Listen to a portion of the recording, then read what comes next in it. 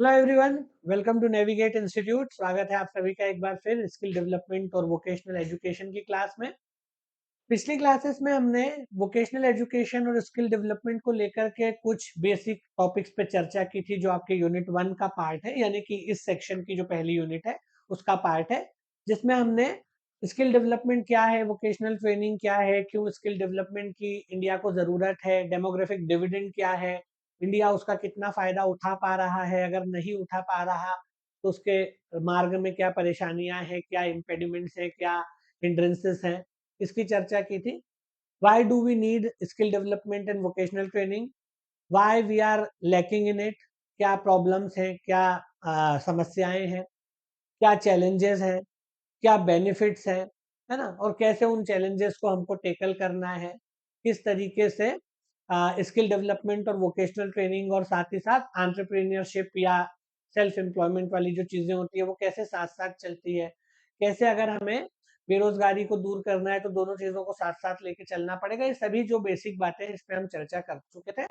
और वर्तमान परिदृश्य में यानी कि आज के पर्सपेक्टिव में देखा जाए तो भारत में वोकेशनल ट्रेनिंग की क्या स्थिति है, इसके बारे में भी कुछ बातें हमने की थी कि कितनी अलग अलग तरह के प्रोग्राम्स चल रहे हैं, कितने सारे स्टूडेंट जो है वो अलग अलग प्रोग्राम्स में इनरोल्ड हैं, क्या एफर्ट्स पुट किए जा रहे हैं गवर्नमेंट की तरफ से, कितनी पॉलिसीज वगैरह चल रही हैं, और फिर भी इसके बावजूद, इन तमाम प्रयासों के बावजूद वो रिजल्ट क्यों नहीं निकल पा रहे हैं जो निकलने चाहिए, क्या परेशानियां हैं, क्या समस्याएं हैं। वो पूरा का पूरा एक जो सिनेरियो है देश के अंदर स्किल डेवलपमेंट और वोकेशनल ट्रेनिंग को लेकर के, चाहे वो चैलेंजेस हो चाहे वो एफर्ट्स हो जो किए जा रहे हैं, जो चुनौतियां हैं, जो प्रयास किए जा रहे हैं, सभी को हमने डिटेल में समझ लिया था। आज हम एक नया टॉपिक शुरू करने जा रहे हैं, जो कि है national policy on skill development and entrepreneurship. ये टॉपिक शुरू करूं इससे पहले मैं आपको एक आध कुछ महत्वपूर्ण बात बताना चाहता हूं। ये जो है बहुत ही महत्वपूर्ण टॉपिक है, आप ये मान के चलिए कि इससे एक प्रश्न आपके पेपर में छपा हुआ है।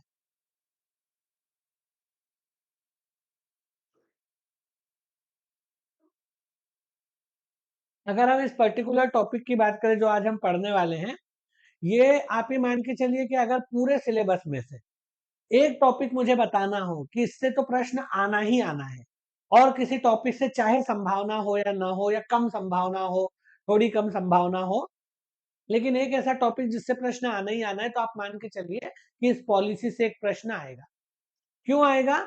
क्योंकि ये बेसिक डॉक्यूमेंट है, की डॉक्यूमेंट है, बहुत क्रूशियल डॉक्यूमेंट है, जिसके ऊपर पूरे देश में स्किल डेवलपमेंट और वोकेशनल ट्रेनिंग के और एंटरप्रेन्योरशिप के प्रोग्राम चल रहे हैं। तो जो सबसे फंडामेंटल डॉक्यूमेंट है, सबसे बुनियादी दस्तावेज है हमारे देश के अंदर, जिसको आधार बना करके या जिसमें दिए गए प्रावधानों को मानते हुए या उनको इम्प्लीमेंट करते हुए या उनको आधार बनाते हुए विभिन्न कार्यक्रम चलाए जा रहे हैं कौशल विकास के लिए, उद्यमिता उद्यमिता विकास के लिए, या वोकेशनल एजुकेशन के लिए, तो वो यही पॉलिसी है। देखिए, पॉलिसी जो होती है ना, वो सबसे बेसिक डॉक्यूमेंट होता है, की डॉक्यूमेंट होता है। पॉलिसी के मद्देनजर ही फिर कार्यक्रम बनते हैं, योजनाएं बनती है, प्रोग्राम्स बनते हैं, स्कीम्स बनते हैं। जो बेसिक डॉक्यूमेंट होता है वो पॉलिसी होता है। पॉलिसी का मतलब ही है कि नीति है। इसी नीति को आधार बना करके अब विभिन्न योजनाएं, कार्यक्रम, निर्णय इत्यादि लिए जाएंगे या चलाए जाएंगे सरकारों के द्वारा।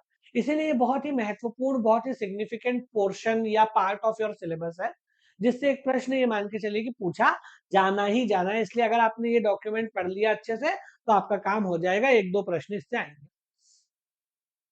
देखिए, तो अब इसको हम ढंग से समझते हैं कि ये जो पॉलिसी है ये क्या है, क्या इसका नाम क्या है, ये कब आई, पुरानी पॉलिसी को रिप्लेस करके आई, पुरानी पॉलिसी क्या थी, और इसमें स्किल डेवलपमेंट और एंटरप्रेन्योरशिप को लेकर के क्या एक रोड मैप दिया गया है, क्या एक अपना पर्सपेक्टिव रखा गया है, किस तरीके से उस क्षेत्र में काम किया जाएगा, उसके लिए क्या आधारभूत या मूलभूत सिद्धांत दिए गए हैं, उस सब की चर्चा हम करते हैं। सबसे पहला है इस पॉलिसी का नाम। कई बच्चे इसका नाम भी ढंग से नहीं बता पाते, तो नाम एकदम क्लियर आपको पता होना चाहिए कि जो स्किल डेवलपमेंट के लिए हमारे यहाँ पॉलिसी चल रही है उसका नाम है national policy on skill development and entrepreneurship. इससे उद्यमिता को भी जोड़ दिया गया। अगर आप इसको हिंदी में बोलेंगे तो कौशल विकास एवं उद्यमिता के लिए राष्ट्रीय नीति, ऐसे आप लिख सकते हो उसको, अगर कोई लिखना ही चाहे। पर इंग्लिश में अच्छे से याद रखो, है ना।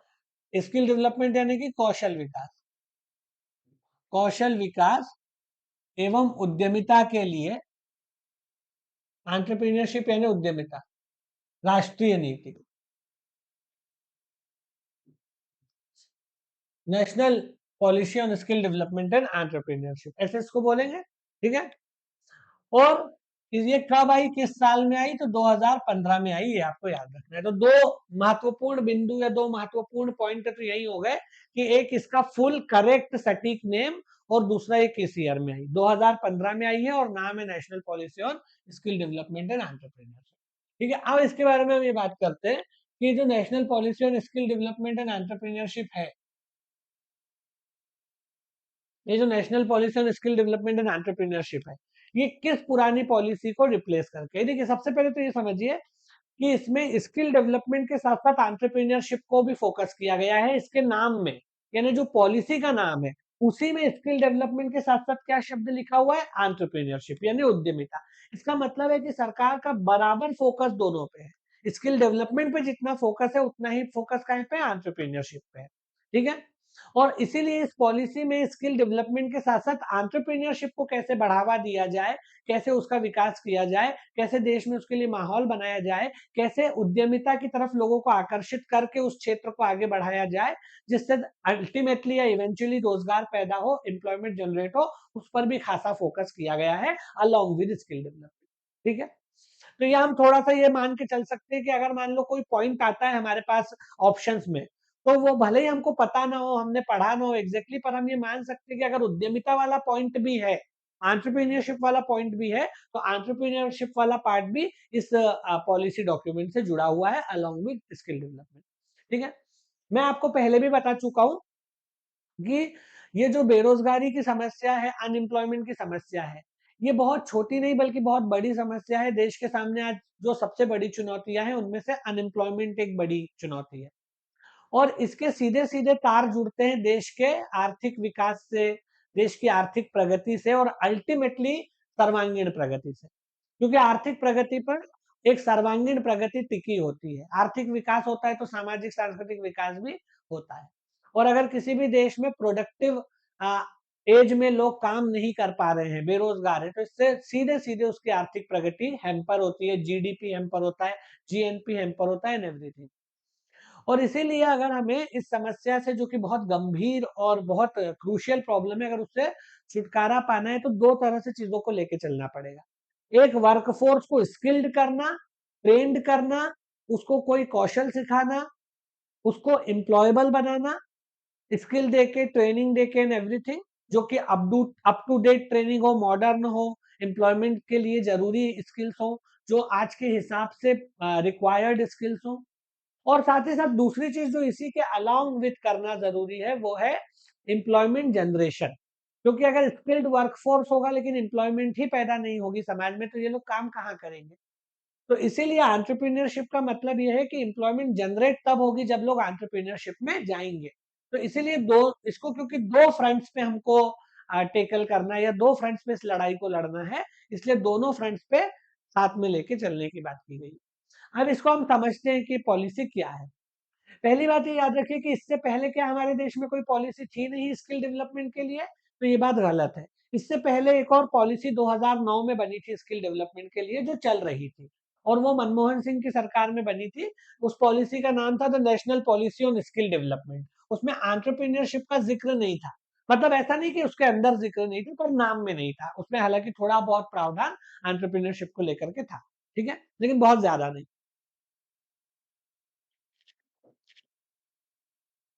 तो पहली चीज तो ये है कि इससे पहले भी एक पॉलिसी चल रही थी, जो कि 2009 में यूपीए की सरकार के द्वारा, मनमोहन सिंह गवर्नमेंट के द्वारा बनाई गई थी, और उस पॉलिसी का नाम था the national policy on skill development. ठीक है। ये जो 2009 की पॉलिसी थी, इसमें एंटरप्रेन्योरशिप पे बहुत कम फोकस था, ज्यादा फोकस स्किल डेवलपमेंट में था, because it provided the framework for skill development activities in the country. ये ज्यादातर स्किल डेवलपमेंट पर बात करती थी, और अपने हिसाब से अच्छी पॉलिसी थी, बहुत खराब भी नहीं थी। ठीक है। ओवर द इयर्स, लेकिन समय के साथ साथ क्या हुआ कि मैक्रो इन्वायरमेंट में बहुत सारे चीजें बदली, है ना, नए नए एक्सपीरियंस आए, बहुत सारी नई चीजें आ गई, और उस हिसाब से हमको लगा कि हमें नया पॉलिसी बनाने की जरूरत है। जो 2009 में जो पॉलिसी बनी थी, वो ज्यादा फोकस स्किल डेवलपमेंट पे करती थी, एक चीज, उसका एंटरप्रेन्योरशिप पे उतना फोकस नहीं था। दूसरा बात है कि 2009 से जब हम आगे बढ़े 2010, 11, 12 में, तो ओवर द टाइम या ओवर द पीरियड हमारी सरकार ने ये रियलाइज किया कि अब कुछ और नई चुनौतियां हमको देखने को मिल रही है, कुछ नई समस्याएं हमको देखने को मिल रही है। ये जो समय बीता है इसमें और कुछ नए अनुभव हमको हुए हैं, और उसके आधार पे ये लग रहा है कि जो पुरानी पॉलिसी है इसमें कुछ नई चीजें ऐड करने की जरूरत है। जैसे कि अगर हम स्किल्ड वर्कफोर्स का निर्माण कर लें, जो कि कर सकते हैं, लेकिन अगर हम रोजगार सृजित ना कर पाए, तो बेरोजगारी की समस्या जस की तस बनी रहेगी कि हर साल भर भर के लाखों करोड़ों की तादाद में लोग ग्रेजुएट होके या डिप्लोमा लेकर के या आईटीआई ट्रेनिंग लेकर के निकलेंगे, लेकिन नौकरियां है ही नहीं। तो फिर कैसे काम चलेगा? इसीलिए जितना फोकस हम स्किल डेवलपमेंट और वोकेशनल ट्रेनिंग पे कर रहे हैं, इक्वली फोकस हमको रोजगार सृजन यानी कि जॉब क्रिएशन पे भी करना पड़ेगा। और जॉब क्रिएशन का मतलब ये है कि एंटरप्रेन्योरशिप को बढ़ावा देना पड़ेगा, ताकि ज्यादा लोग इन्वेस्ट करें, अपना अपना स्टार्टअप खोले, कंपनीज खोले, स्वरोजगार में जाए, सेल्फ एम्प्लॉयमेंट में जाए। और इसीलिए अपना खुद का भी रोजगार हासिल करें और 10 दूसरे लोगों को भी रोजगार दे, क्योंकि अगर मैं कुछ सेल्फ एम्प्लॉयमेंट कर रहा हूं तो मैं अपने साथ साथ 10 12 दूसरों को भी रोजगार दूंगा। तो इससे अल्टीमेटली रोजगार सृजित होगा देश के अंदर। साथ ही साथ हम ग्लोबल लेवल पे यानी कि इंटरनेशनल लेवल पे भी अपने स्किल्ड वर्कफोर्स को एम्प्लॉय कर सकते हैं, क्योंकि दुनिया में कई ऐसे मुल्क हैं जिनके पास काम करने वाली आबादी नहीं है, और हमारे पास क्योंकि काम करने वाली आबादी अतिरिक्त है, एबंडेंस में है, तो हम वहां सप्लाई भी कर सकते हैं, बशर्ते कि हमारा वर्कफोर्स स्किल्ड हो। उस पर भी फोकस करने की जरूरत महसूस हुई। तो 2009 की जो पॉलिसी थी, उसके मामले में ये अनुभव हुआ कि इसमें और कुछ चीजें एडिशनल जोड़नी चाहिए, जो वर्तमान चुनौतियां हैं, जो हमने पहले नहीं सोची थी, लेकिन अब हमको ऐसा लग रहा है वर्तमान अनुभव के आधार पर जो नई चीजें जुड़ी है या जिस तरह का नया माहौल बना है, उसमें इन चीजों को भी जोड़ने की जरूरत महसूस हो रही है। इसीलिए 2015 में जब नई सरकार, मतलब सरकार तो 2014 में ही आ गई थी, जो नई सरकार बनी 2014 के लोकसभा इलेक्शंस के बाद, उसने महसूस किया कि इस पॉलिसी को रिव्यू करना चाहिए और इसमें कुछ नई चीजें जो आज की जरूरतों के मुताबिक हो, वो एक्स्ट्रा चीजें भी जोड़नी चाहिए, एंटरप्रेन्योरशिप पे भी फोकस होना चाहिए, एवरीथिंग। तो इसीलिए 2015 में वो जो पुरानी पॉलिसी थी, उसको रिप्लेस कर दिया गया इस नई पॉलिसी से। तो अब पुरानी पॉलिसी है ही नहीं, उसको सुपरसीड कर लिया नई पॉलिसी ने, यानी कि जो पुरानी पॉलिसी थी उसके बहुत सारे प्रावधान कंटिन्यू किए गए, कुछ प्रावधान जो ठीक नहीं थे वो हटा दिए गए, और कुछ नए प्रावधान जोड़ दिए गए वर्तमान मतलब वर्तमान जरूरतों के मुताबिक। तो इस तरीके से ये नई पॉलिसी बनी, जो कि 2009 की पॉलिसी को सुपरसीड करती है, रिप्लेस करती है। इसलिए अभी हमारे देश में केंद्रीय स्तर पर मतलब सेंट्रल गवर्नमेंट के लेवल पे, सेंट्रल लेवल पे अभी हाल फिलहाल हमारे पास स्किल डेवलपमेंट के लिए केवल एक ही पॉलिसी है, जो 2015 वाली पॉलिसी है, जिसका नाम आपको मैंने बता दिया। जो 2009 की पॉलिसी थी वो इसी के अंदर सुपरसीड हो गई है, उसके कुछ प्रोविजन स्वीकार कर लिए गए, कुछ हटा दिए गए, कुछ नए जोड़ दिए गए और नया पॉलिसी बन गया है। ठीक है, ये आपको समझ में आ गया होगा। और इसका नाम भी नया रख दिया है, इसमें एंटरप्रेन्योरशिप भी जोड़ दिया है। क्या विजन है इस पॉलिसी का? जो नई पॉलिसी बनी है इसका क्या विजन है?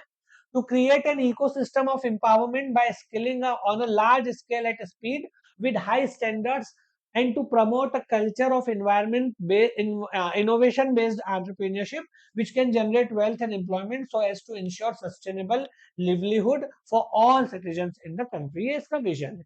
विजन मतलब एक जो पूरा ओवरऑल, क्या बोलना चाहिए, ओवरऑल जो दृष्टिकोण है, उसको बोलते हैं विजन। ठीक है, तो ये एक ओवरऑल दृष्टिकोण है इसका। क्या बोल रहा है ये, देखते हैं। पहली बात ये बोल रहा है,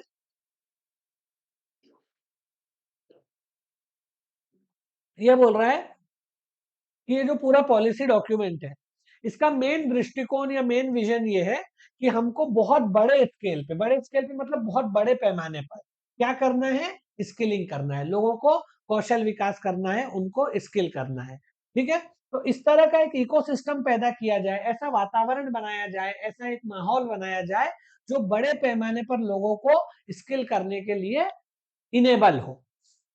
और स्किल भी कैसी? हाई स्टैंडर्ड का मतलब ये है कि जो मार्केट की या इंडस्ट्री की रिक्वायरमेंट्स को मीटअप कर सके। अगर आपके पास जो स्किल सेट है या हमारे कैंडिडेट्स के पास जो स्किल सेट है, जो ट्रेनिंग है, वो पुरातन पंथी किस्म की है, तो भी वो एम्प्लॉयबल नहीं बन पाएंगे, क्योंकि जो मार्केट की रिक्वायरमेंट्स हैं उसके हिसाब से ट्रेनिंग उनको मिलनी चाहिए ताकि उनमें एम्प्लॉयबिलिटी जनरेट हो। कई बार हमारे यहाँ क्या प्रॉब्लम आती है ना, आप लोग भी देखते होंगे कि पुरानी मशीनों पे ट्रेनिंग दी जा रही है जो अब इंडस्ट्री में आउट ऑफ यूज हो चुकी है। तो क्या होगा ऐसे में, अगर आप पूरा कोर्स कर भी लोगे तो आपको नौकरी नहीं मिलेगी, क्योंकि जो इंडस्ट्री में काम हो रहा है वो काम आपने सीखा ही नहीं, आप तो पुराना काम सीखे हुए हो। तो जो हाई स्टैंडर्ड या फिर विदेशों में जिन चीजों पर काम होता है अंतरराष्ट्रीय स्तर पे, अगर हमने कोई ऐसी चीज की ट्रेनिंग अपने कैंडिडेट्स को दे रहे हैं जो आउटडेटेड हो चुकी है, तो हमारे कैंडिडेट्स को एम्प्लॉयबल हम नहीं बना पाएंगे। तो ट्रेनिंग या स्किल डेवलपमेंट में हमेशा जो अप टू डेट या एडवांस चीज होती है उसकी ट्रेनिंग देना बहुत जरूरी होता है, ताकि एम्प्लॉयबिलिटी जनरेट मतलब एम्प्लॉयबल बन सके कैंडिडेट। अब मान लो कि आप डिजिटल फोटोग्राफी सिखा रहे हो बच्चों को, और आप जो पुराने जो आज से 20 साल पहले जो कैमरास चलते थे उसी पर फोटोग्राफी सिखा रहे हो, जबकि आजकल जो है पूरा सिस्टम ही फोटोग्राफी का बदल गया है। आप देखते हो डिजिटल कैमरा और एनिमी आपके क्या बोलते हैं, हर तरह के वीडियोस और डिजिटल वीडियोस, और उसमें इतनी तरह की एडिटिंग वगैरह आप सब देखते हैं, प्री वेडिंग और पोस्ट वेडिंग और दुनिया भर के फोटोशूट्स होते हैं। तो उसमें जो पूरा एक नया स्किल सेट चाहिए आज के हिसाब से, ठीक है। अब अगर कोई व्यक्ति जो है पुराने तरीके से फोटोग्राफी कर रहा है जो आज से 20 साल पहले चलती थी, तो उसको कोई काम देगा क्या? नहीं देगा। इसीलिए हमें क्या करना पड़ेगा, एक तो 2-3 इसमें जो की पॉइंट्स है ना, अपन की पॉइंट समझ लेते हैं। Large scale, speed, high standard, innovation based entrepreneurship, है ना। देखो अपन है ना पूरे के पूरे इसमें पहले की पॉइंट समझ लेते हैं। पहला है कि एक इकोसिस्टम पैदा करना, काहे का, skilling on large scale, speed, high standards and entrepreneurship, innovation based entrepreneurship. Entrepreneurship वैसे इनोवेशन बेस्ड बेस्ड भी होती है, which can generate wealth and employment so as to ensure sustainable livelihoods to all citizens in the country। इतना बढ़िया vision लिखा हुआ है ये, इसने 2 लाइन में सारी चीजों को इंक्लूड कर दिया, 2 से 3 लाइनों में इसने सब कुछ इंक्लूड कर दिया। क्या विजन है इसका? पहला विजन ये है, मतलब जो मेन चीज है, पूरा पूरा अगर हम इसका सार देखें तो एक बहुत बड़े पैमाने पर लोगों को स्किल करना, मतलब उनको कोई ट्रेनिंग देना, कोई कौशल देना, कोई स्किल प्रदान करना, बहुत बड़े पैमाने पर। बड़े पैमाने पे क्यों? क्योंकि हमारे पास हमारी पॉपुलेशन का साइज बहुत बड़ा है, और बड़ी पॉपुलेशन के साइज के लिए बहुत बड़े पैमाने पर ये कार्यक्रम चलाना पड़ेगा। हम कोई छोटे मोटे देश तो है नहीं कि भाई हमारे पास 10 ही लाख लोग हैं या 85 लाख लोग हैं। हम 150 करोड़ के लोग देश है, हमारे देश में 150 करोड़ से ज्यादा की आबादी है आज के हिसाब से। तो इतनी बड़ी आबादी के लिए, जिसमें बहुत सारे युवा लोग हैं, बहुत सारे ऐसे लोग हैं जिनको कौशल विकास की जरूरत है या उद्यमिता की जरूरत है या जिनको ट्रेनिंग देने की जरूरत है, तो उनको ट्रेनिंग देने के लिए या स्किल डेवलपमेंट करने के लिए उतने ही बड़े पैमाने पर भी काम करना पड़ेगा, क्योंकि हमारी पॉपुलेशन का साइज बहुत बड़ा है। उसमें भी यूथ जो अनएम्प्लॉयड है, अनस्किल्ड है या अनट्रेन्ड है, उसका और भी बड़ा है।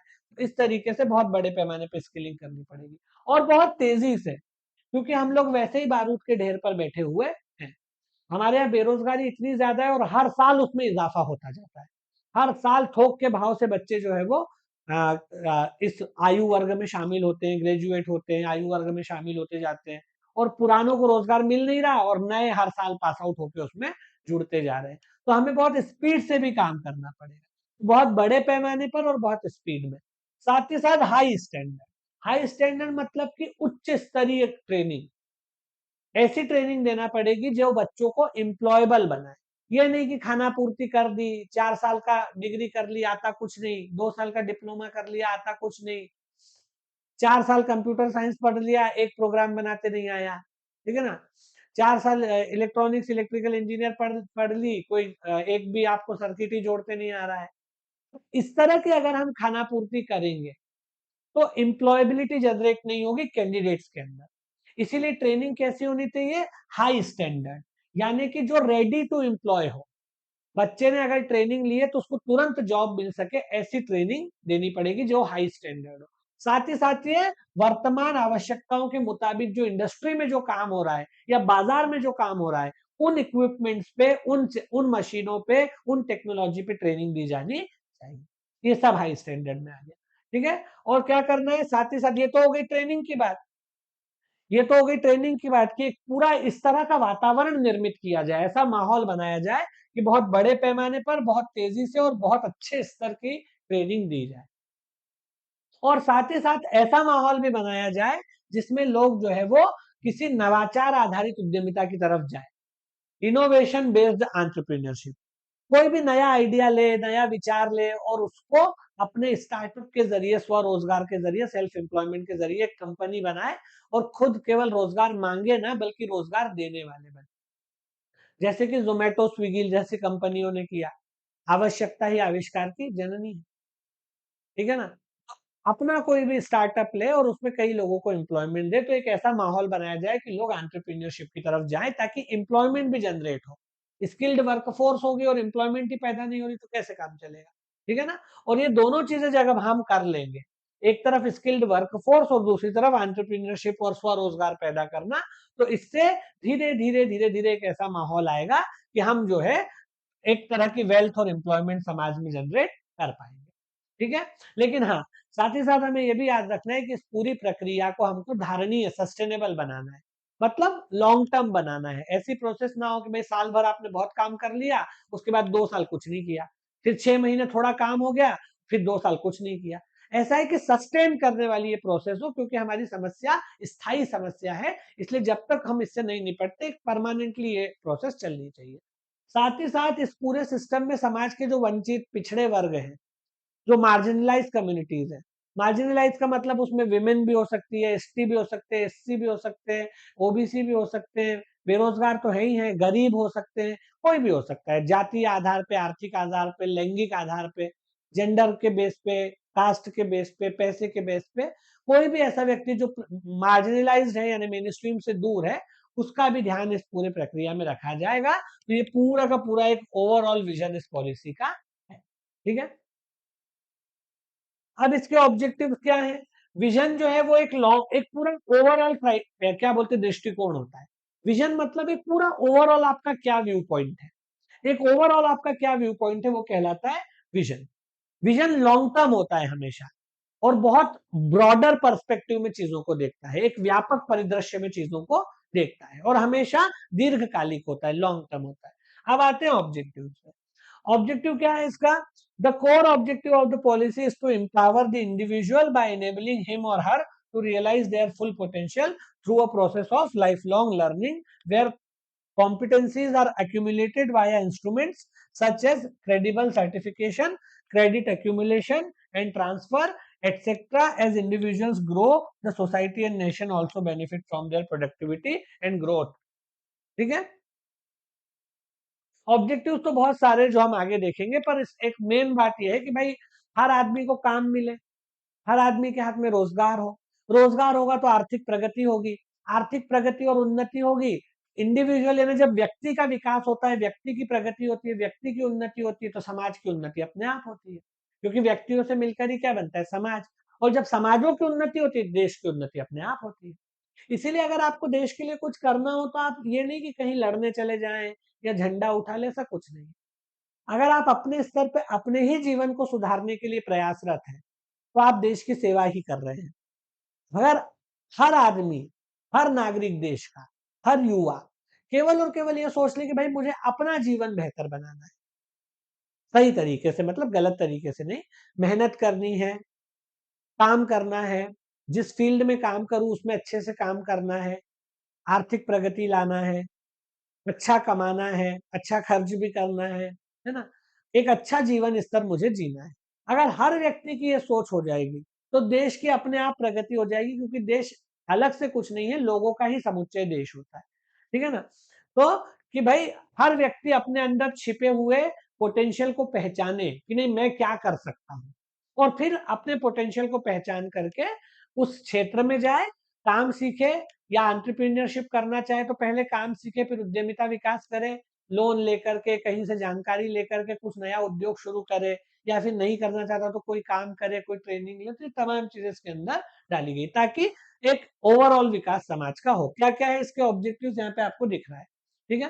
पहला ऑब्जेक्टिव है make quality vocational training aspirational for both youth and employers, where by youth sees it as a matter of choice, an employer acknowledges the productivity linked to skill workforce by paying the requisite premium.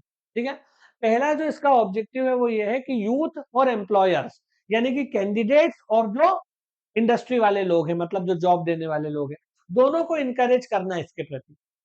Youth को इसलिए क्योंकि skill development के through उनको रोजगार मिलेगा, और जो entrepreneurs हैं या जो इंडस्ट्री से जुड़े लोग हैं, जो एम्प्लॉयर्स है, उनको इसलिए क्योंकि अगर उनको स्किल्ड लेबर मिलेगा, अच्छा लेबर मिलेगा, उनको अगर अच्छे कैंडिडेट मिलेंगे जो वेल ट्रेन्ड हो, वेल स्किल्ड हो, अपने काम को अच्छे से जानते हो, तो उनकी इंडस्ट्री की भी प्रगति होगी, इंडस्ट्री का भी डेवलपमेंट हो। तो एक तरीके से वोकेशनल ट्रेनिंग को दोनों के लिए सुटेबल बनाना, या दोनों उसके प्रति अच्छा महसूस करें, ये कैंडिडेट भी अच्छा महसूस करे और जो इंडस्ट्री के लोग हैं वो भी अच्छा महसूस करे, क्योंकि कैंडिडेट को इससे नौकरी मिलती है और अच्छा जीवन मिलता है, पैसा मिलता है, एक अच्छा लाइफ स्टाइल मिलेगा, एक लाइफ लॉन्ग सिक्योरिटी मिलेगी अगर उसके हाथ में कोई हुनर होगा तो। और साथ ही साथ क्योंकि हाथ में हुनर होगा तो आप कभी भी कोई काम कर पाएंगे, कभी आपको बेरोजगारी की चिंता नहीं सताएगी। और साथ ही साथ इंडस्ट्री के लोगों को भी एक उत्साह होना चाहिए कि जितना अच्छा काम होगा इस क्षेत्र में, उतना अच्छा वर्क फोर्स इंडस्ट्री में आएगा और इंडस्ट्री की प्रगति होगी। ठीक है, और इसीलिए दोनों को इससे जोड़ने की बात की गई है, मतलब इंडस्ट्रीज को भी इससे जोड़ने की बात की गई। दूसरा क्या है, ensure both vertical and horizontal pathways to skill workforce for further growth by providing seamless integration of skill training with formal education. इन्होंने कहा कि भाई हमारे को संतुलन साधना पड़ेगा फॉर्मल एजुकेशन में और स्किल एजुकेशन में। ये नहीं है कि वोकेशनल एजुकेशन पर ही पूरा फोकस डाल दिया 100% और फॉर्मल एजुकेशन को इग्नोर कर दिया, और ये भी नहीं है कि फॉर्मल एजुकेशन पे पूरा फोकस है और हमने जो हमारी इनफॉर्मल या वोकेशनल एजुकेशन है उसको एक तरह, इनफॉर्मल तो नहीं बोलेंगे, वोकेशनल एजुकेशन है उसको एक तरह से दरकिनार कर दिया। दोनों नहीं होना चाहिए, दोनों पर बराबर फोकस होना चाहिए। अभी एक्चुअली हमारे देश में क्या है कि फॉर्मल एजुकेशन पे ज्यादा फोकस है। अभी जो पूरा फोकस है वो फॉर्मल एजुकेशन, एग्जाम दे दे, पास हो जाए, किताब पढ़ ले, बस इतना ही। कोई स्किल हाथ में आई या नहीं इससे कोई लेना देना नहीं है। 4 साल इंजीनियरिंग कर दी, 56 पेपर लिख दिए, पास हो गए, लेकिन उसके बाद भी काम करते आया या नहीं, इंडस्ट्री के अंदर हम काम कर सकते हैं कि नहीं, इसकी कोई गारंटी नहीं होती। अभी हमारा फोकस ही नहीं है उसमें। ये जो पॉलिसी डॉक्यूमेंट है ये अपना एक ऑब्जेक्टिव ये रखता है कि फॉर्मल एजुकेशन और वोकेशनल एजुकेशन दोनों पर बच्चे ध्यान दें, ताकि एक वेल राउंडेड पर्सनैलिटी उनकी बने, वर्टिकली भी उनका डेवलपमेंट हो और हॉरिजॉन्टली भी उनका डेवलपमेंट हो। एक अच्छे नागरिक, एक अच्छे व्यक्ति, एक अच्छे मतलब नागरिक बन सके देश के, और साथ ही साथ रोजगार कमाने लायक भी बन सके। अतः फॉर्मल और मतलब वोकेशनल यानी आपकी औपचारिक शिक्षा और वोकेशनल शिक्षा दोनों पर बल दिया जाना चाहिए, और दोनों में एक संतुलन साधा जाना चाहिए, जिससे हमारे नागरिक एक well round personality, well round व्यक्तित्व बने, रोजगार भी हासिल करें और अच्छे नागरिक भी बने, और अच्छे उनके अंदर मूल्य भी हो, वैल्यूज भी हो, वो सब। ठीक है,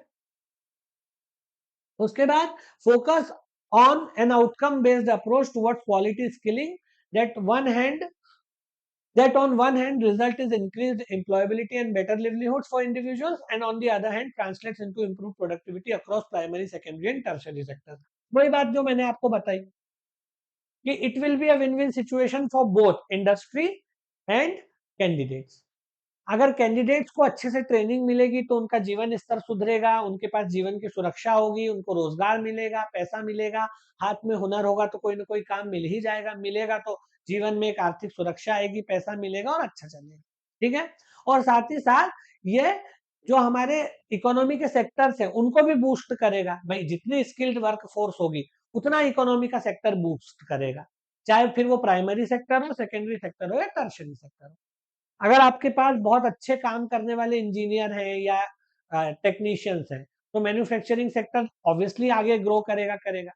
अगर आपके पास ऐसे लोग हैं जो कृषि में नई नई तकनीकों का प्रयोग कर रहे हैं, उन्नत कृषि कर रहे हैं, वैज्ञानिक कृषि कर रहे हैं, विज्ञान और तकनीक का आधार लेकर के उत्पादन बढ़ा रहे हैं, खेती में नए नए तरीकों से खेती कर रहे हैं, तो खेती के क्षेत्र को प्रगति मिलेगी। ऐसे ही सर्विस सेक्टर में है, तो दोनों के लिए फायदे की स्थिति है, इकोनॉमी के सेक्टर्स के लिए भी और लोगों के लिए भी। तो ये इस तरह से काम, इस तरह से संतुलन बांधते हुए चलना है, पॉलिसी में ये ऑब्जेक्टिव है। Increase the capacity and quality of training infrastructure and trainers to ensure equitable and easy access to every citizen. हमारे एक बहुत बड़ी समस्या ये है, अभी हमने कल भी शायद चुनौतियों पे पिछली क्लास में चर्चा की थी, मैंने आपको बताया था कि हमारे देश में जो इतने बड़े युद्ध स्तर पे काम हो रहा है स्किल डेवलपमेंट और वोकेशनल ट्रेनिंग को लेकर के, उसके बावजूद क्यों हमें अपेक्षित रिजल्ट नहीं मिल पा रहे, एक्सपेक्टेड रिजल्ट क्यों नहीं मिल पा रहे हैं। तो इसमें एक बड़ा कारण ये है कि जितनी भी पॉलिसीज या कार्यक्रम चल रहे हैं, उनका ग्रास रूट इम्प्लीमेंटेशन या ग्रास रूट लेवल पे जो काम होता है, जहां एक्चुअल ट्रेनिंग मिलती है, वहां बहुत सारी कमियां हैं, कंस्ट्रेंट्स हैं, वहां बहुत सारी शॉर्टकमिंग्स, लूप होल्स या कंस्ट्रेंट्स हैं। तो उन लूप होल्स को रिमूव करना, उन कंस्ट्रेंट्स को रिमूव करना, वो भी इसका एक उद्देश्य है। कंस्ट्रेंट्स क्या होते हैं, क्या रुकावटें होती है ग्रास रूट लेवल पे, मैंने कल भी आपको बताया था, मतलब पिछली क्लास में बताया था कि सबसे पहले हमारे पास जो इंफ्रास्ट्रक्चर है वो बहुत केपेबल नहीं है, या तो मशीनें कम है, मशीनें हैं तो पुरानी है, चलती नहीं है, कॉलेजेस में पर्याप्त सामान नहीं है, या दूसरे फील्ड्स में भी ऐसा है। तो हमारे पास एक जो ओवरऑल इंफ्रास्ट्रक्चर होना चाहिए, वो शायद उतना मजबूत या उतना बड़ा या उतना फुल प्रूफ नहीं है जितना कि होना चाहिए। तो एक कारण तो ये है, तो इसलिए इंफ्रास्ट्रक्चर की क्वालिटी को बढ़ाना भी इसमें एक लक्ष्य है ना, और उसकी क्वालिटी के साथ साथ कैपेसिटी को भी बढ़ाना, कि भाई अच्छी मशीनें हो, क्वालिटी अच्छी हो, ट्रेनिंग की क्वालिटी बढ़िया हो, अच्छी मशीनों पे, अप टू डेट मशीनों पे आधुनिक तरीकों से ट्रेनिंग दी जाए। इसका मतलब ये है कि ट्रेनिंग की क्वालिटी अच्छी हो, और कैपेसिटी अच्छी हो का मतलब ये है कि जितना बड़ा वर्कफोर्स है, उतनी सीटें हमारे पास होनी चाहिए, क्योंकि हमारे पास पॉपुलेशन बहुत ज्यादा है। इसीलिए सीट्स की कमी की वजह से किसी व्यक्ति को ट्रेनिंग या स्किल ना मिल पाए, ऐसा नहीं होना चाहिए। तो जो ट्रेनिंग है, उस ट्रेनिंग की कैपेसिटी भी बढ़ाना और उस ट्रेनिंग इंफ्रास्ट्रक्चर की क्वालिटी भी बढ़ाना, इन दोनों पे फोकस किया गया है। कैपेसिटी का मतलब ये है कि नंबर ऑफ सीट्स भी ज्यादा होनी चाहिए, क्योंकि हमारे पास बहुत ज्यादा पॉपुलेशन है। और साथ ही साथ जो ट्रेनिंग ट्रेनिंग देने वाले ट्रेनर्स हैं, उनको खुद को भी अच्छे से ट्रेनिंग देते आना चाहिए। क्योंकि हमारे एक प्रोग्राम चलता है CITS, इसके बारे में हम आगे पढ़ेंगे, क्राफ्ट्समैन इंस्ट्रक्टर ट्रेनिंग सिस्टम। बहुत पुराना है ये CITS, बहुत जमाने से चल रहा है, बहुत पुरानी स्कीम है। इसमें जो ट्रेनिंग देने वाले ट्रेनर होते हैं, उनको पहले एजुकेट किया जाता है। Craftsman training craftsman instructor training system scheme, sorry, training scheme. तो इसमें ट्रेनर्स को भी ट्रेनिंग दी जाती है, तो ये भी इंश्योर किया जाए कि भाई जो सिखाने वाले हैं, कम से कम वो वेल इक्विप्ड है या नहीं। ठीक है ना। तो ये जो है, ये सब बातें इसमें ऑब्जेक्टिव के रूप में रखी गई है। अगला ऑब्जेक्टिव क्या है, address human resources needs by aligning supply of skilled workers by sectoral requirements of industry and the country's strategic priorities including flagship programs like Make in India। ये वही बात जो मैंने आपको बताई है कि जो हमारे पास स्किल्ड वर्कफोर्स की जरूरत है पूरी दुनिया में, उस समस्या पर या मतलब उस अपॉर्चुनिटी पे एड्रेस करते हुए हमें अपनी इंडस्ट्री में लोगों को या अपने देश में बहुत अच्छे तरीके से लोगों को ट्रेनिंग देनी चाहिए और उसको प्रायोरिटी पे रखना चाहिए। ये नहीं कि हाँ ठीक है यार, सरकार के पास दूसरे काम है, अभी वो करेगी। इसको टॉप मोस्ट प्रायोरिटी पे रखा जाना चाहिए, और इसके लिए फ्लैगशिप प्रोग्राम्स चलाने चाहिए, जैसे मेक इन इंडिया है या स्किल इंडिया है। इस तरह के जो फ्लैगशिप प्रोग्राम्स है, PMKVY है, उससे भी काफी इस पे इम्पैक्ट आता है। तो कहने का मतलब ये है कि इसको हाईएस्ट प्रायोरिटी पे रखे सरकार, और रखेगी बल्कि, क्योंकि सरकार ने ही इसको वो बनाया है, डॉक्यूमेंट बनाया है। तो ये कहा जा रहा है कि भाई सरकार के लिए आवश्यक हो गया है कि वो इन चीजों को अपनी पहली प्राथमिकता में रखे, क्योंकि रोजगार और बेरोजगारी ये सबसे बड़े ज्वलंत मुद्दे देश के सामने है। तो इसीलिए ये कहा गया कि इसको जो है अपनी प्रायोरिटी में रखा जाएगा, और इसके लिए कई प्रोग्राम चलाए जाएंगे, और मेक इन इंडिया टाइप के प्रोग्राम चल भी रहे और भी कई चल रहे हैं। ठीक है। अगला क्या है, establish an IT-based information system for aggregating demand and supply of skilled workforce, which can help in matching and connecting supply and demand। हाँ, ये बहुत सही है। एक डिजिटल डेटा प्लेटफॉर्म होना चाहिए, IT बेस्ड मतलब digitally based, information technology based, या डिजिटल इनेबल्ड किस्म का एक ऐसा प्लेटफॉर्म या एक ऐसा सिस्टम होना चाहिए, जिसमें हमें पता चले कि हमारे देश में कितने लोग स्किल्ड हैं, कितने लोग अनस्किल्ड हैं। स्किल्ड है तो उनकी स्किल की क्या स्थिति है, वो कहीं फॉर्मली एजुकेटेड है, फॉर्मली उन्होंने ट्रेनिंग ली है, सर्टिफिकेट होल्डर है या सर्टिफिकेट होल्डर नहीं है। हमारे पास जो वर्क फोर्स है, और जो हमारी इंडस्ट्री की रिक्वायरमेंट है अलग अलग सेक्टर्स में, उनमें कितना गैप है, रिक्वायरमेंट से बहुत ज्यादा लोग एलिजिबल हैं या एलिजिबिलिटी से बहुत ज्यादा रिक्वायरमेंट है, किस क्षेत्र में ज्यादा रिक्वायरमेंट है, किस में कम रिक्वायरमेंट है, अगर वो जो गैप आ रहा है उसको कैसे ब्रिज अप करना है, तो ये तमाम चीजें भी इसमें देखनी पड़ेगी। ठीक है, ये कहा गया कि एक ऐसा IT based digital information system होना चाहिए जिसमें हम स्किल्ड वर्क फोर्स के डिमांड और सप्लाई की चर्चा की जाए, उसमें रखा जाए उसको कि भाई हाँ इस पर्टिकुलर फील्ड में मान लो कि इतने लोगों की डिमांड है लेकिन अभी इतने ही लोग जो है वो ट्रेंड है। जैसे मान लो इसको एग्जांपल से समझते हैं, जैसे मान लो कि कोई डेटा आया, कोई सरकारी डेटा है या प्राइवेट डेटा है या कोई भी इस तरह की स्टडी है, और उस स्टडी के माध्यम से ये मान लो कि पता चला कि अगले साल यानी कि 2025-26 में, ये जो पूरा साल रहेगा 25-26 का, इसमें इंडिया में मान लो कि 2 करोड़ नए आईटी प्रोफेशनल्स की जरूरत है, ये मैं एक हाइपोथेटिकल वो बता रहा हूँ, 2 करोड़ नए आईटी प्रोफेशनल्स की जरूरत पड़ेगी। ये क्या है, डिमांड है कि इस साल जो है अनुमान है कि इस साल 2 करोड़ आईटी रिक्रूटमेंट देश में होगी, डायरेक्टली इनडायरेक्टली कुछ भी। और हमारी जो अभी कैपेसिटी है वो है 1.5 करोड़ की, इतने ही नए बच्चे अभी हमारे पास हर साल ग्रेजुएट हो रहे हैं या इंजीनियरिंग में या आईटी में जा रहे हैं। ठीक है, अब ये गैप जो है 50 लाख का, इसको कैसे ब्रिज अप किया जाए, तो इसकी नंबर ऑफ सीट्स बढ़ा दी जाए कि भाई अगर आईटी में स्कोप ज्यादा है तो आईटी की सीट्स बढ़ा दी जाए और जिसमें स्कोप कम है उसकी सीट या तो कम कर दी जाए या फिर कोई जरूरत नहीं उसकी उतनी रहने दो, इसकी बढ़ा दो। तो जो डिमांड और सप्लाई के बीच में गैप होता है स्किल डेवलपमेंट के मामले में कि भाई कितनी जरूरत है इंडस्ट्री में, किस स्किल की कितनी जरूरत है, उस स्किल में ट्रेनिंग दी जा रही है या नहीं जिसमें जरूरत है, तो ये तमाम चीजों पर भी फोकस इसमें किया जाना चाहिए, क्योंकि हम एक ढर्रे पे चल रहे होते हैं तो इन तमाम चीजों पे फोकस नहीं किया जाता है। जैसे मान लो कि मैकेनिकल और सिविल की ट्रेनिंग दी जा रही है बहुत ज्यादा, जो कि दी जानी चाहिए, इसमें कुछ गलत नहीं है, लेकिन क्या जितने लोग सिविल और मैकेनिकल के ग्रेजुएट्स हैं या डिप्लोमा होल्डर्स हैं या आईटीआई होल्डर्स हैं, उतनी जॉब सिविल और मैकेनिकल में है, पैदा हो रही है, इस पे विचार नहीं करेंगे तो कैसे काम चलेगा। या फिर हमें ये देखना होगा कि जिन सेक्टर्स में डिमांड ज्यादा है उनमें ज्यादा एवेन्यू खोले जाएं। जैसे मान लो कि ज्यादातर लोग मान लो सिविल या मैकेनिकल में ले रहे हैं, अपने आप को इनरोल कर रहे हैं, लेकिन इन दोनों की डिमांड धीरे धीरे मान लो कि कम हो गई, उसकी तुलना में आईटी वालों की, सीएस वालों की डिमांड बढ़ गई, तो जाहिर सी बात है कि जो डिमांड है उसी के आधार पे स्किल डेवलपमेंट के प्रोग्राम चलने चाहिए। इस बात को भी इस पॉलिसी में इंश्योर करने की बात की गई है ताकि गैपिंग ना आए, मार्केट की जरूरत या इंडस्ट्री की जरूरत और स्किल्ड वर्कफोर्स किस तरह की है उसके बीच में गैपिंग ना आए। आजकल डिजिटल फोटोग्राफी का जमाना है, इसमें भी बच्चों को सीखना चाहिए। आजकल ब्यूटी एंड वेलनेस का जमाना है, इसमें भी लोगों को जाना चाहिए, इसमें लोग कई लाखों रुपए कमाते हैं। हॉस्पिटैलिटी का दौर है, वेडिंग प्लानिंग है ना, तो कितने ऐसे काम है, डेकोरेशन है, कितने ऐसे काम है जो नए एवेन्यूज के रूप में खुल गए, और इसीलिए किस मार्केट में किस चीज की जरूरत है और उस चीज में ट्रेनिंग कैसे दी जा रही है, किस हद तक दी जा रही है, इसके बीच में गैपिंग को समझना और उसको ब्रिज अप करना बहुत जरूरी है। ठीक है ना, जैसे आजकल लड़कियां, बहुत सारे मेकअप आर्टिस्ट हैं जो शादियों में लाखों रुपए कमाते हैं मेकअप करके। कई ऐसे लोग हैं जो केवल और केवल डिजिटल फोटोग्राफी से बहुत पैसा कमा लेते हैं।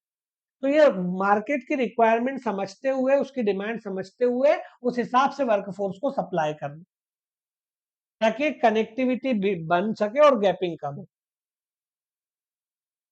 अगला, promote national standards in the skilling space through active involvement of employees in setting occupational standards, helping develop curriculum, providing apprenticeship opportunities, participation in assessment and providing gainful employment to skilled workforce and adequate compensation। ये बहुत महत्वपूर्ण है, ये जो इसका objective है ना, ये बहुत महत्वपूर्ण है। क्या कह रहा है ये ऑब्जेक्टिव? ये ऑब्जेक्टिव 3-4 बातें कह रहा है। पहली बात ये कह रहा है कि हमारे देश में बहुत सारे ऐसे लोग हैं जो जो मतलब बेसिकली क्या होता है कि हमारे देश में बहुत सारे ऐसे लोग हैं जो किसी न किसी काम को सीखे हुए तो है पर उनके पास सर्टिफिकेट नहीं है, क्योंकि उन्होंने फॉर्मली नहीं सीखा है। आप भी जानते होंगे कि जैसे अभी वेल्डर्स होते हैं, फिटर्स होते हैं, इलेक्ट्रिशियंस होते हैं, प्लम्बर्स होते हैं, ये थोड़ी हर जगह ऐसा होगा कि किसी कॉलेज में, आईटीआई में या पॉलिटेक्निक कॉलेज में, इंजीनियरिंग कॉलेज में जाके या किसी भी ट्रेनिंग सेंटर पे जाके इन्होंने सीखा हो और उसका सर्टिफिकेट लिया हो, ऐसा नहीं है। ये लोग अपने काम के माहिर है और इन्होंने खुद ही सीखा है, किसी की दुकान पे काम करके, किसी के गैराज पे काम करके, किसी की फैक्ट्री में काम करके या अपने पुश्तैनी बिजनेस में काम करके। अब इन लोगों के पास कौशल तो है, स्किल तो है, पर इनके पास सर्टिफिकेट नहीं है और इसीलिए ये आगे नहीं बढ़ पाते। बड़ी कंपनीज में या बड़े पैमाने पे या कहीं विदेश में जाना चाहे तो नहीं जा पाते, क्योंकि इनके पास जो हुनर है उसका प्रमाण पत्र इनके पास नहीं है। तो ऐसे भी बहुत सारी स्कीम्स हमारी सरकारें चलाएंगी, जिसमें पहले से जो इनफॉर्मल सेक्टर में काम करने वाले लोग हैं, उनका छोटा मोटा कोई भी टेस्ट लेकर के उनको सर्टिफिकेट दिया जाए कि हाँ, ये ट्रेंड आदमी है। उनका टेस्ट ले ले, परीक्षा ले ले, अगर वो पास हो जाते हैं तो बोल दे कि हाँ भाई, इसको इतना एक्सपीरियंस है, क्योंकि कई लोग इनफॉर्मल सेक्टर में भारत में काम करते हैं। ठीक है। साथ ही साथ बढ़िया करिकुलम बनाया जाए, ऐसा करिकुलम हो जो अप टू डेट हो, आज के हिसाब से हो, लोगों को एक अच्छा नागरिक भी बनाए, रोजगार प्रदान करने वाला या रोजगार हासिल करने वाला भी बनाए। एंटरप्रेन्योरशिप के बारे में भी इसमें बात की जाए, तो तमाम चीजें उसमें शामिल हैं। जब हम करिकुलम की बात करेंगे तो उसमें एंटरप्रेन्योरशिप की बात भी होगी, वोकेशनल एजुकेशन की बात भी होगी और बाकी जो आपके सब्जेक्ट्स हैं उनकी तो बात होगी ही होगी। अब देखो, जो लोग किसी न किसी काम में लगे हुए हैं ऑलरेडी, मान लो कि कोई इलेक्ट्रिशियन है, मान लो कि मैं इलेक्ट्रिशियन हूँ, ठीक है। अब मैंने कोई इलेक्ट्रिशियन का काम नहीं सीखा कहीं, मतलब कहीं का मतलब किसी स्कूल या कॉलेज में जाके, आप आईटीआई में जाके नहीं सीखा या पॉलिटेक्निक में इंजीनियरिंग में जाके नहीं सीखा। मैंने अपने दोस्त से सीख लिया या अपने किसी मोहल्ले वाले से सीख लिया, वैसे ही जिसकी दुकान थी, या परिवार में ही पेशा चल रहा था तो वैसे सीख लिया। अब मैं वही काम करता हूँ लेकिन मुझे सर्टिफिकेट चाहिए। अब मैं सर्टिफिकेट अगर लूंगा तो उसके लिए मुझे टेस्ट देना पड़ेगा, छोटा मोटा 1-2 महीने की ट्रेनिंग देनी पड़ेगी, और मेरे पास इतना टाइम नहीं है कि मैं अपना काम छोड़ करके ट्रेनिंग ले सकूं या अपने आप को इनरोल कर सकूं सर्टिफिकेट के प्रोग्राम में। उनके लिए भी अप्रेंटिसशिप की बहुत सारी अपॉर्चुनिटीज हमारी सरकार चलाती है कि भाई आपका सर्टिफिकेशन भी हो जाए और आपको अपने आर्थिक स्तर पे जूझना ना पड़े, ताकि आपको उतना अप्रेंटिसशिप सरकार दे दे। ठीक है। एटीसी एटीएस एक स्कीम चलती है, अभी अपन आगे जब स्कीम्स पढ़ेंगे उसमें एटीएस को देखेंगे। एटीएस का मतलब ही होता है अप्रेंटिसशिप ट्रेनिंग स्कीम। ठीक है। तो ये बातें इसमें की गई है। उसके बाद क्या है, operationalise a well defined quality assurance framework aligned with global standards to facilitate mobility of labour. जैसे कि मैंने बताया कि हमारे पास क्योंकि बहुत ज्यादा कैंडिडेट, बहुत ज्यादा बड़ी पॉपुलेशन है, तो हम अपने लोगों को बाहर भी काम करने भेज सकते हैं। जिन देशों के पास लोग नहीं है, पॉपुलेशन नहीं है, ऐसे बहुत लोग हैं और उनको चाहिए सस्ता लेबर काम करने के लिए। सस्ता मतलब उनके हिसाब से सस्ता, अपने हिसाब से तो वो भी बड़ी बात हो जाएगी। तो एक इस तरह का फ्रेमवर्क अश्योर किया जाए जो ग्लोबल स्टैंडर्ड से जुड़ा हो, वैश्विक स्तर पर जो काम हो रहा है उस तरह के स्टैंडर्ड से जुड़ा हो, ताकि लोगों को बाहर भेजने में भी हमको कोई हिचकिचाहट ना हो। वो हुनर हासिल करे, ट्रेनिंग ले, स्किल स्किल कोई भी हासिल करे और उसके बाद इंटरनेशनल मार्केट में भी जाकर के काम कर सके। और करते ही लोग गेम डेवलप कर लिया, किसी ने गेमिंग सीख ली, उसी में चला जाता है। तो ये जो है, ये सरकार ने कहा था 2015 में। इसके लिए सरकार ने बहुत प्रयास किए, केंद्र सरकार, राज्य सरकार दोनों ने। हमारे यहाँ भोपाल में एक जीएसपी बना हुआ है, ग्लोबल स्किल पार्क, इसके बारे में आपने सुना होगा। ये इसी पर फोकस है। ये जो ग्लोबल स्किल पार्क है, इसका क्या उद्देश्य है? इसका उद्देश्य है कि बच्चों को ऐसी ट्रेनिंग देना कि वो देश विदेश हर जगह काम कर सके। तो वो इसी के तहत आगे बढ़ते हैं। और क्या क्या इसमें ऑब्जेक्टिव है?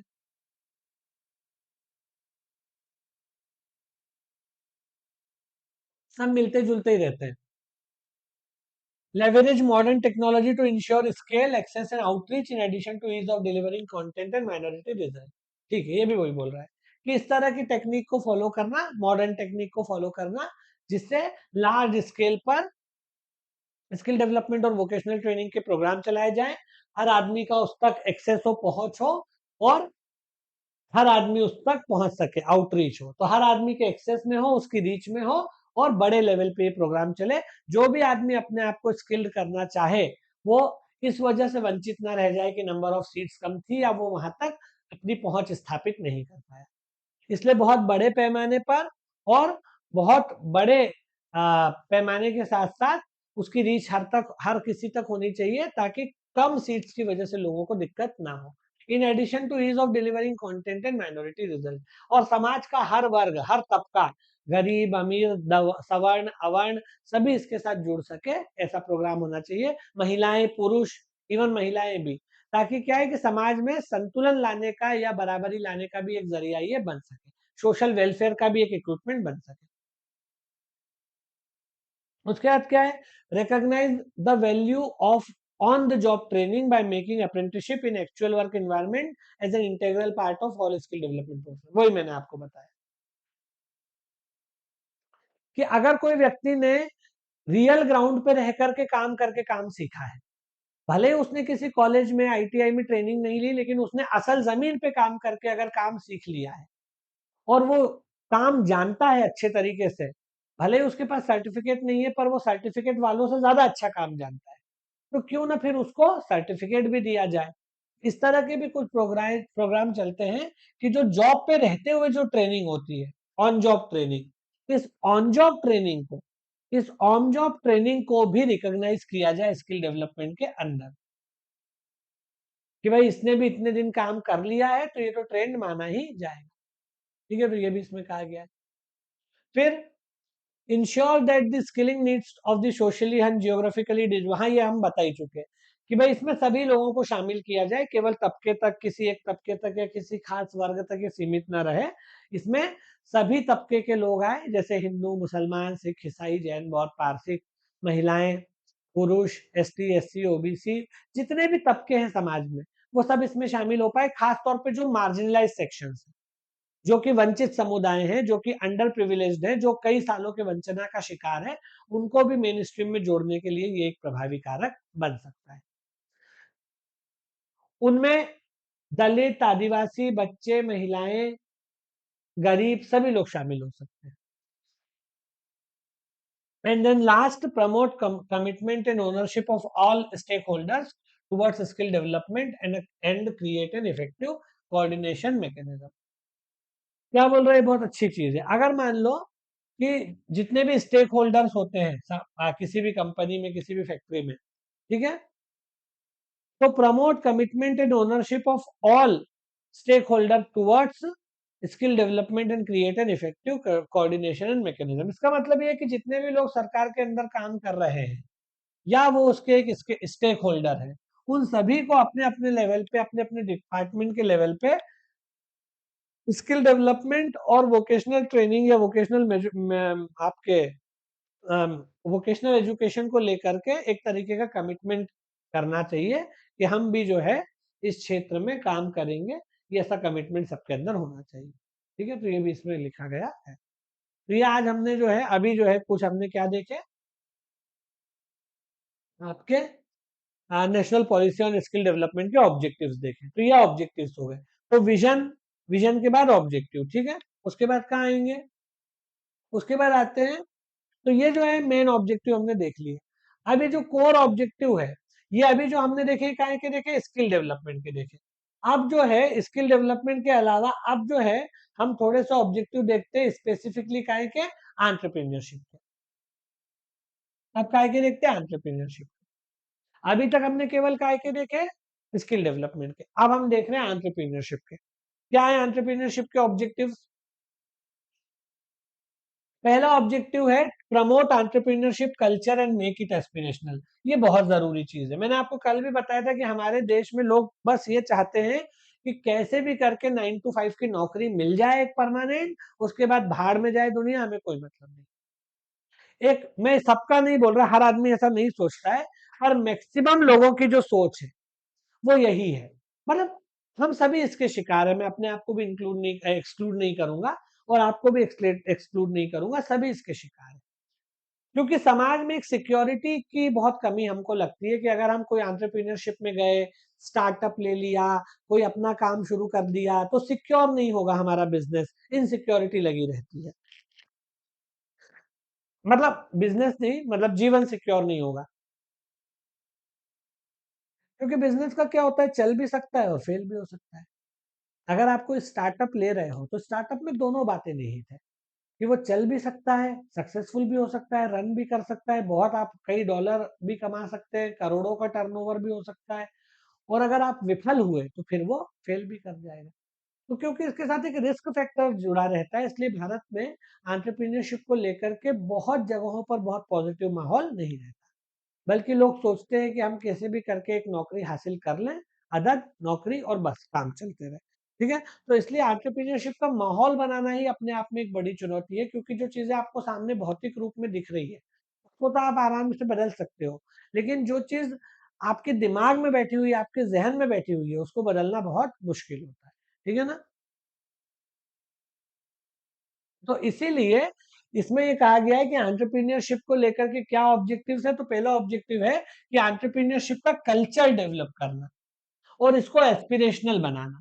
कल्चर डेवलप करने का मतलब इसके पक्ष में माहौल बनाना, लोगों के दिल से ये पूर्वाग्रह दूर करना कि ये गलत चीज है, या ये जो एंटरप्रेन्योरशिप है ये रिस्क वाला होता है, रिस्क लेने के बात आ जाती है, या अगर विफल हुआ तो क्या होगा, नौकरी करना अच्छा है, बढ़िया सेफ रहता है। ये जो एक माइंडसेट है, एक कल्चर है हमारे समाज का, इसको बदलना पड़ेगा। और लोगों में ये मतलब जो कैंडिडेट है, यंग लोग हैं, उनमें ये मूल्य इनकलकेट करना पड़ेगा, वैल्यू इनकलकेट करनी पड़ेगी कि नहीं, कोई भी काम आप करो उसमें सही सही अपॉर्चुनिटी भी रहती है, थोड़ी बहुत रिस्क भी रहती है। ऐसा थोड़ी कि केवल रिस्क ही है, अपॉर्चुनिटी भी है। तो जो यूथ है, जो नई पीढ़ी है, जो नई पौध के लोग हैं, उनको एक तरह से एंटरप्रेन्योरशिप के लिए एस्पिरेशनल बनाना, ताकि वो लोग अपनी अपनी कंपनियां, अपना अपना कोई भी स्व उद्यम शुरू करे, स्वरोजगार शुरू करे, स्व उद्यम शुरू करे, ताकि बहुत सारे लोगों को वो नौकरी भी दे सके। ठीक है? तो एक कल्चर डेवलप करना और उसको यूथ के बीच में एक तरह से एस्पिरेशनल बनाना। दूसरा दूसरा कह रहा है encourage entrepreneurship as a viable career option through advocacy. Advocacy का मतलब है कि इसके पक्ष में माहौल बनाना, एडवर्टाइजमेंट करना, और जो एंटरप्रेन्योरशिप है उसको एक करियर के रूप में लोग गंभीरता से देखें, इस पर काम करना। वायबल करियर ऑप्शन क्या होता है ना, कि कोई भी आदमी जब स्टार्टअप शुरू में करता है तो लोग सोचते हैं कि वैसे ही पार्ट टाइम कर रहा है, कोई नौकरी कर रहा होगा और शाम को आकर के कुछ थोड़ा बहुत काम कर लेता होगा, है ना? लेकिन ऐसा नहीं है। हमें क्या करना है, हमको एंटरप्रेन्योरशिप को इनकरेज करना है, एक बेसिकली एक करियर ऑप्शन की तरह, कि नहीं ये भी अपने आप में एक करियर ऑप्शन है। ऐसा नहीं कि आप पार्ट टाइम ही कर सकते हो, फुल टाइम जो है वो इसको कर सकते हो और अच्छा पैसा कमा सकते हो। ठीक है? तो एंटरप्रेन्योरशिप को एक वायबल करियर ऑप्शन के रूप में विकसित करना, एडवर्टाइज करके लोगों को उसके प्रति जागरूक करके। उसके बाद enhance support for potential entrepreneurs through mentorship and network. हाँ, बहुत सारे बच्चे एंटरप्रेन्योरशिप में इसलिए नहीं जा पाते क्योंकि या तो उनको कोई मार्गदर्शन नहीं होता, या उनके पास पैसा नहीं होता। अगर उन्हें पैसा और गाइडेंस मिल जाए सही तरीके से तो हो सकता है कि वो लोग इसमें जाएं। तो इसीलिए इसीलिए इसमें ये बात की गई है कि जो भी नए नए मतलब कि जो भविष्य में बनने वाले उद्यमी हैं, तो जो भविष्य में उद्यमी बन सकते हैं, या बनना चाहते हैं, या बनने वाले हैं, या बन सकते हैं, बनना चाहते हैं, उन लोगों को दो स्तरों पर सपोर्ट करना। एक, उनको मेंटरशिप देना। जब आप स्टार्टअप लेते हो, कोई एंटरप्रेन्योरशिप शुरू करते हो, सेल्फ एम्प्लॉयमेंट शुरू करते हो, तो उसमें क्या बातों का ध्यान देना है, किन बातों को अवॉइड करना है, किन बातों को फॉलो करना है, क्या चीजें करनी चाहिए, क्या चीजें नहीं करनी चाहिए, तो इसकी एक मेंटरशिप बच्चों को देनी चाहिए, दी जानी चाहिए। उससे क्या होता है ना, कि उससे क्या होता है कि जो गलतियां करने की संभावना है वो कम हो जाती है, और अगर आप जितनी कम गलतियां करोगे उतना रिस्क फैक्टर आपका कम हो जाएगा, आपके सफलता के चांसेस उतने ज्यादा बढ़ जाते हैं। और अगर मान लो कि आप गलतियां करोगे तो फिर आपके सफलता के चांसेस उतने कम हो जाएंगे। तो इसीलिए कहा गया कि जो भी लोग ऐसे हैं जो एंटरप्रेन्योरशिप की तरफ बढ़ना चाहते हैं, लेकिन उनके दिमाग में कोई शक है, कोई शुबा है, कोई कोई किसी किस्म का कोई डाउट है, कोई द्वंद्व है, तो उसको भी एड्रेस किया जाना चाहिए सरकार के द्वारा। हालांकि प्राइवेट लोग ऐसा करते ही हैं। तो इंटीग्रेट एंटरप्रेन्योरशिप, ठीक है ना, तो enhance support for potential entrepreneurs through mentorship and network. उनको ज्ञान दिया जाना चाहिए, उनको थोड़ा सा नॉलेज दिया जाना चाहिए कि आप किस तरह से अपने सफल होने के चांसेस को बढ़ा सकते हो कम गलतियां करके। Integrate entrepreneurship education in the formal education system, जो उद्यमिता विकास है इसको मूल जो हमारी शिक्षा जो एक मेन स्ट्रीम की जो धारा है उसके साथ जोड़ा जाना चाहिए। मेरे हिसाब से मैं भी इसके फेवर में हूँ। हमको जिस तरह से एंटरप्रेन्योरशिप की जरूरत है अभी हमारे देश में, उसमें वाकई हमें ये करना चाहिए कि स्कूल की यूनिफॉर्म के साथ एक इस तरह का कोई चीजें जो है वो डाला जाए।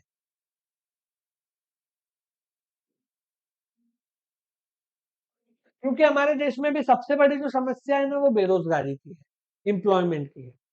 और अगर हम उद्यमिता को यानी कि जो आपका एंटरप्रेन्योरशिप होता है, अगर बचपन से ही बच्चों को इसके मामले में पॉजिटिव चीजें बताएं, इसकी अच्छी चीजें बताएं, तो बहुत लोग जो है वो इस तरफ आएंगे और कई लोगों को फिर रोजगार भी देंगे। तो ये बहुत महत्वपूर्ण होता है कि हम दोनों करिकुलम्स को हैंड इन हैंड लेके चलें।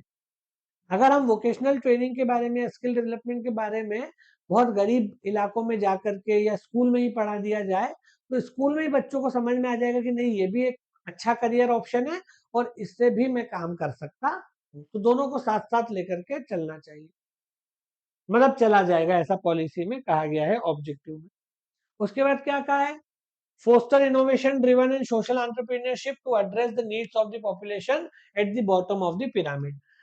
जब भी हम कोई नीति बनाए एंटरप्रेन्योरशिप को लेकर के, है ना, तो वो ऐसी होनी चाहिए कि जो पिरामिड में सबसे नीचे आदमी है, पिरामिड मतलब ये जो समाज का पिरामिड है, समाज के पिरामिड में जो सबसे गरीब हालत में, सबसे बदहाल हालत में जो आदमी है, जो पायदान का सबसे आखिरी पड़ाव है, या जिसको गांधी जी बोलते थे कि अंतिम व्यक्ति, गांधी कहते थे ना अंतिम व्यक्ति, अंतिम व्यक्ति, तो ये जो अंतिम व्यक्ति है, यानी जो हर तरह से लुटा पिटा है, आर्थिक, सामाजिक, सांस्कृतिक, शैक्षणिक रूप से, जो बॉटम ऑफ द पिरामिड है, उनकी जरूरतों के मुताबिक इस तरह की जो आपकी नीतियां हैं वो बनाई जानी चाहिए।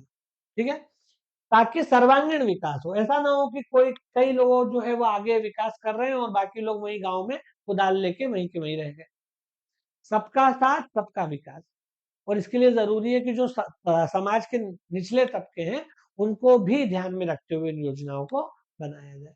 उसके बाद है ensure ease of doing business by reducing entry and exit barriers. हमारे यहाँ अभी अगर कोई व्यक्ति रोजगार से इतर स्वरोजगार में जाना चाहे, यानी कि कोई सेल्फ एम्प्लॉयमेंट में जाना चाहे कि यार अपनी कंपनी खोलेंगे, अपना अपना क्या बोलते हैं, अपना कारखाना डालेंगे, अपनी कंपनी खोलेंगे, अपनी फैक्ट्री बनाएंगे, अपना सॉफ्टवेयर कंपनी बनाएंगे, कुछ भी, अगर आदमी अपना काम करने के बारे में सोचता है तो पहले उसका दिमाग जो है एक ही बात से पीछे हट जाता है कि कितना डॉक्यूमेंट वर्क करना पड़ेगा।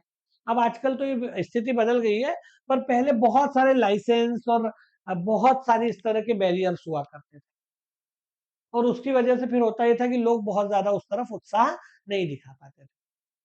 तो ईज ऑफ डूइंग बिजनेस होना चाहिए कि भाई दुनिया भर, आप अगर कोई आदमी एंटरप्रेन्योरशिप में जाना चाह रहा है, स्टार्टअप खोलना चाह रहा है, कारखाना खोलना चाह रहा है, तो आप उसको कागज पत्तर में उलझा के उसका दिमाग मत खराब करो। एक दो जो बेसिक डॉक्यूमेंट है जो सिक्योरिटी के लिए बहुत जरूरी है वो ले लो, बाकी सब आसान कर दो, प्रोसेस को आसान रखो, स्पीडी रखो, ताकि ज्यादा से ज्यादा लोग जो है वो एंटरप्रेन्योरशिप से जुड़े। अगर प्रोसेस बहुत लंबी होगी कि 4 जगह से लाइसेंस लेना है, 4 जगह से क्लियरेंस लेना है, 4 जगह से आपको क्लियरेंस लेके आना है, फिर 4 लोगों को सलामी ठोकनी है, उसके बाद जो है फिर बहुत लंबी दस्तावेजी प्रक्रिया होगी, इस सब से लोग जो है डिसहार्टेंड होते हैं। तो इसीलिए ऐसी व्यवस्था होना चाहिए जिसमें ईज ऑफ डूइंग बिजनेस हो। अगर मैं बिजनेस करना चाहता हूँ तो मुझे बहुत ज्यादा तामझाम सरकार ना रखे मेरे साथ, ये बात जो है इसमें कही गई है, जिससे ज्यादा से ज्यादा लोग उद्यमिता की तरफ आ सके, यानी एंटरप्रेन्योरशिप की तरफ आ सके। अगला प्रश्न क्या है, facilitate access to finance through credit and market linkage, promote entrepreneurship among women, और उसके बाद है broaden the base of entrepreneurship supply by meeting specific needs of the social and geographically disadvantage sections, ST, SC, OBC, minority. ये मैं आपको बता ही चुका हूँ कि जब भी ऐसी योजनाएं बने, चाहे वो स्किल डेवलपमेंट की हो चाहे वो एंटरप्रेन्योरशिप की हो, तो उसमें विमेन को भी मतलब विमेन को भी फोकस में लिया जाए, और जो कमजोर तबके हैं एससी, एसटी, ओबीसी, इनको भी लिया जाए।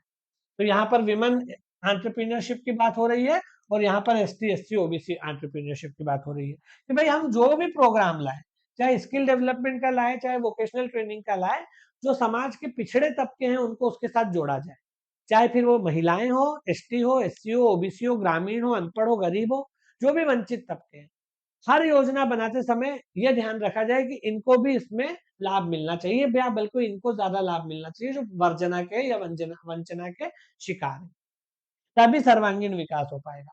तो जैसे स्किल डेवलपमेंट में विमेन, एसटी, एससी, ओबीसी, गरीब की बात की गई है, वैसे ही एंटरप्रेन्योरशिप में भी की गई है, खासतौर पे विमेन्स को भी एंटरप्रेन्योरशिप बनना चाहिए। ठीक है, तो ये बात जो है इसमें कही गई है। तो यहाँ पर आकर के हमारा ये जो पॉलिसी डॉक्यूमेंट है, इसमें एक सिंगल हाफ इसका कंप्लीट हो गया, जिसमें हमने इसका विजन देखा और गोल्स देखे और पॉलिसी कब बनी थी, क्या उसका महत्व है, वो तमाम चीजें देखी। तो विजन देख लिया और ऑब्जेक्टिव्स देख लिए।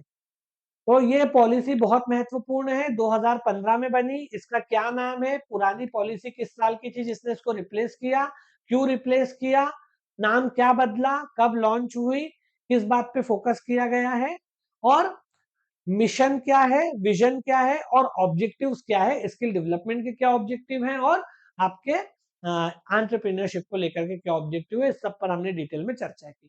अब इसमें फ्रेमवर्क्स की और बात है, इसी में एक और 2 लेक्चर लगते हैं इसको पूरा करवाने में। फ्रेमवर्क्स की चर्चा अब हम अगले लेक्चर में करेंगे।